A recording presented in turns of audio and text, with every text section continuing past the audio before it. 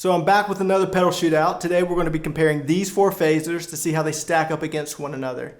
I want you guys to listen to how each pedal imparts its own sonic characteristics to the guitar signal, and then we're going to discuss the feature set and my thoughts on each phaser at the end of the video. Let's check them out.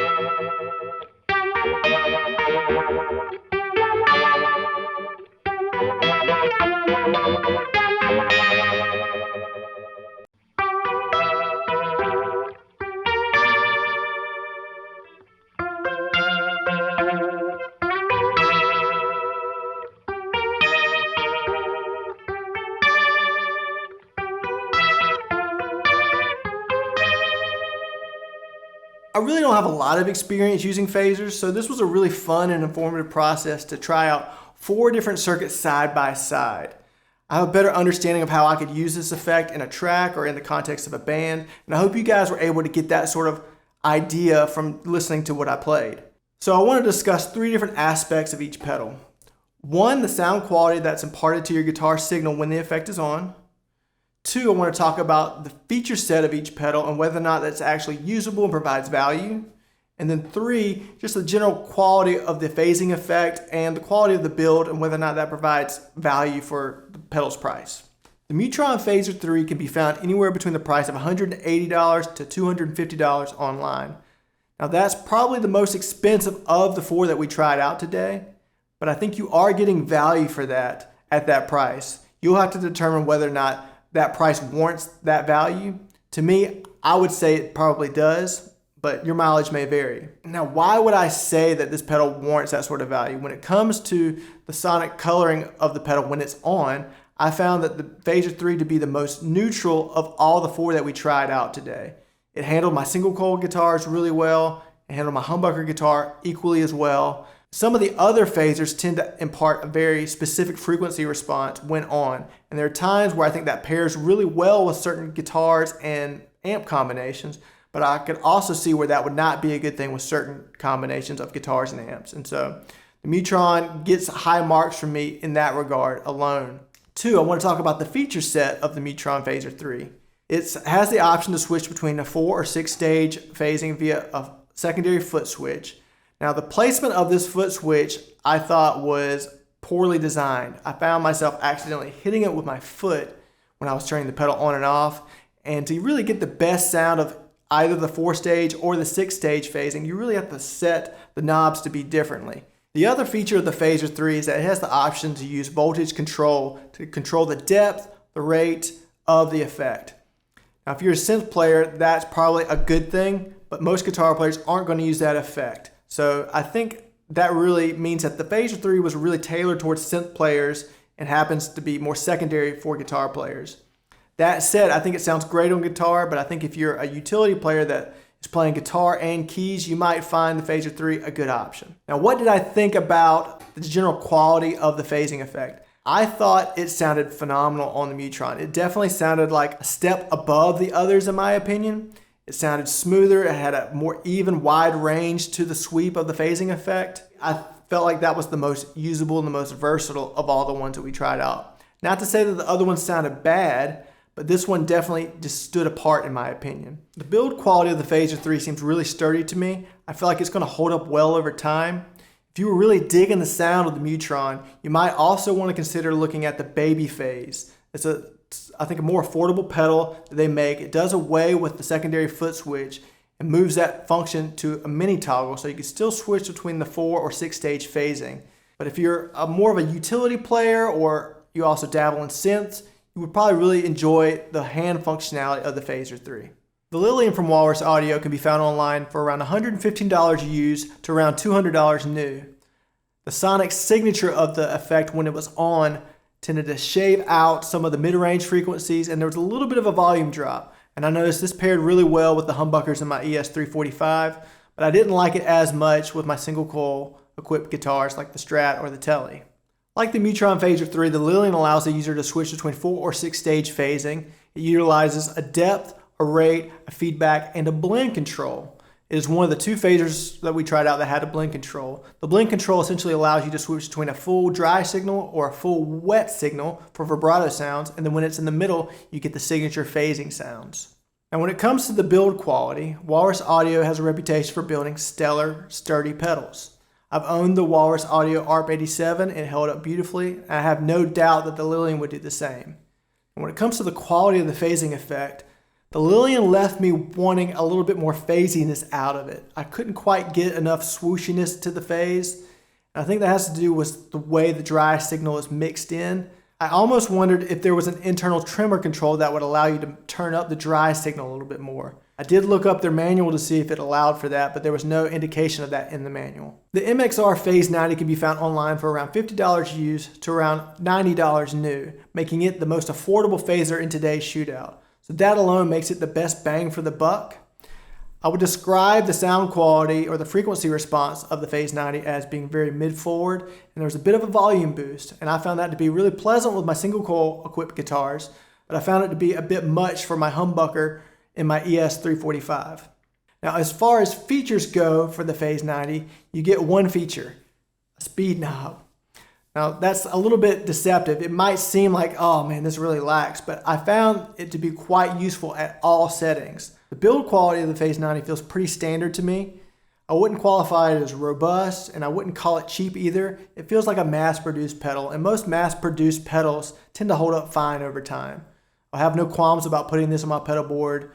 I think it would hold up fine on a tour. And when it comes to the quality of the effect itself, I think this is where the Phase 90 shines. This is probably why this effect is so ubiquitous when it comes to phase, because it sounds great at any setting on the speed dial. You can get great slow movement swirly sounds. You can get classic phase sounds between 11 and 2 o'clock on the knob. And at higher settings on the speed knob, you can almost emulate a good Leslie or Rotary sound. I think this makes the Phase 90 the best bang for the buck because it's super versatile even though it's only got one knob. I could see myself using a Phase 90 on a mini board if I needed to approximate Leslie or chorus sounds as well as phasing. It could do that in a pinch. Last but certainly not least is the JHS Series 3 phaser. This phaser can be found online for around $75 used to around $100 new.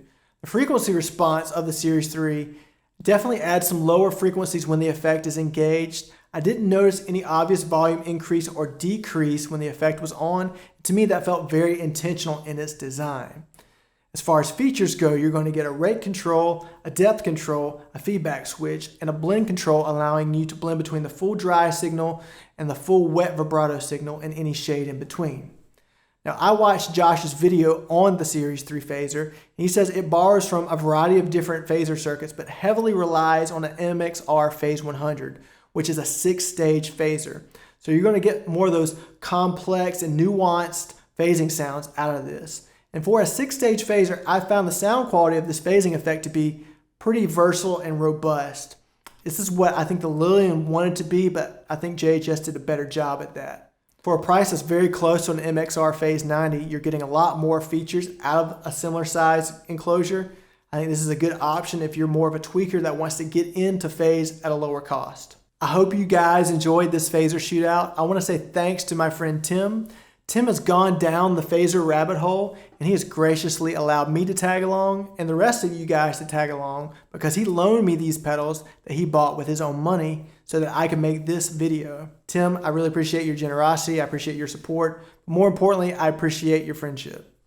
To the rest of you guys, I want to say thanks for watching. If you're not a subscriber, please consider subscribing if you found any value in this video. And please thumbs up the video as that helps me get these videos in front of more eyes so that I can grow the channel. I would also love to hear from you guys down in the comments below. Which phaser did you like? What did you like about it? Which phaser did you not like? What did you not like about it? I always learn from our discussion down in the comments section. So please engage with me in that way, because that's the only way I get feedback from you guys. Well, that's it for today's video. I'll catch you guys in the next video soon. Peace.